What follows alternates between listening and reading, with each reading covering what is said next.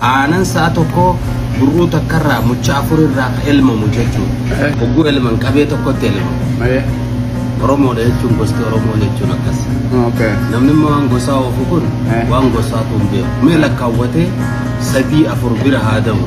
Dura waan gosaa haa baratu. Gosummaan rakkoon qabu ittiin uumamne. Sigalee itti wal beekaaf rabbiin uume. Gaafa nan gosa kiyyaa gosa kee caala jee lolli kiyya rabbii wajji.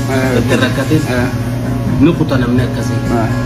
Kanaaf ammoo wanni namni godhuu qabu tokkoffaa lalama ni narrin daga wanne kanarratti warda ku yita aye enen daga aye ittin kofla do gus aye me fakkanya shanan barentu ma fudan aye angafni karrayi aye ilman lama dale ba so fit gaji aye lama fanto muga barsi aye sadafa murawwa baitu aye afrafanum banna banija aye shanafan kallo abba afran kallo aye jara shanan kana hati takka abban tokko ay jolen karrayiti fi جولنا فرنك الله مال وليتان المانا ديرني المانو بناتي في كايتوكا فرنك الله كارسيكا كرجيو مال وليتان دولتي ورا سلالي خان ما سلالين تنو تينيت تبيه خان انسان المانا ديرن كاي نيات تبيه مال وان غسوما وفت واتك كبير وان غسوما عرف مخنا رابيا aanan saa tokko buruu takkarraa mucha afurirraa elmamu jechuudha.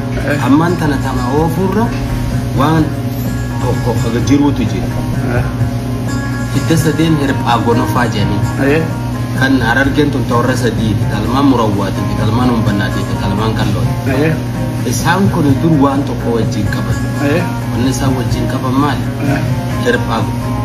Hirphaa gonofaa hidda sadeen hirphaa gonofaa jedhanii kan sadeen hambataayyaa keessa jiru. Sadeen hambataayyaa jechuun gargaarsa dubartii gargaaru, ijoollee gargaaru, maraataa gargaaru, daree nama dulloome gargaaru afran kana abbaa gadaa bu'ee fi nama ulamaa dabalatee. Maasan hin deebifnee waan akkanaa haasa'u. Laftan an deemji.